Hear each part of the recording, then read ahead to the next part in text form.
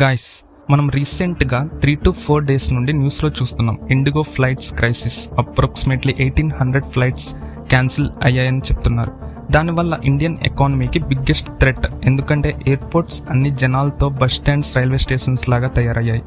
ఎయిర్పోర్ట్స్లో basically ఎంతోమంది company CEOs, different kinds of people, మ్యారేజెస్కి వెళ్ళే వాళ్ళు, మూవీ షూటింగ్స్కి వెళ్ళే వాళ్ళు ఉన్నారంటూ చెప్తున్నారు. దీనికి కారణం రీసెంట్గా ఏవియేషన్ మినిస్ట్రీ నుండి రిలీజ్ అయిన కొన్ని రెగ్యులేషన్స్. అంటే DGCA, directorate general of civil aviation నుండి ఏవియేషన్ మినిస్ట్రీలో కొన్ని మార్పులు తీసుకొస్తూ కొన్ని రెగ్యులేషన్స్ని రిలీజ్ చేశారు. వాటి వల్ల ఇవన్నీ జరుగుతున్నాయి. ఇవన్నీ మనకు తెలిసిందే, డైలీ న్యూస్లో చూస్తూనే ఉన్నాం. గైస్, ఇండిగో ఒక ప్రైవేట్ కార్పొరేట్ కంపెనీ. సో ఇప్పుడు ఒక కార్పొరేట్ కంపెనీ వల్ల మన గవర్నమెంట్ దిగొచ్చి ఆ రెగ్యులేషన్స్ని బ్యాక్ తీసుకుంది.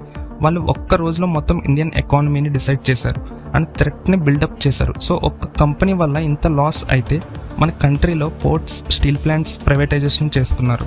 అండ్ రీసెంట్గా Lulu mall issue in AP. So same ఇలానే వాళ్ళు గవర్నమెంట్కి రెగ్యులేషన్స్ ఇస్తున్నట్టు మాట్లాడితే మన deputy chief minister Pawan Kalyan garu గట్టిగా ప్రశ్నించారు. సో ఆలోచించండి గైస్. అలానే ఏపీలో medical colleges PPP, public private partnership అంటున్నారు. మరి వాటి మీద ఎవరి అధికారం ఉంటుంది, మీరే ఆలోచించండి.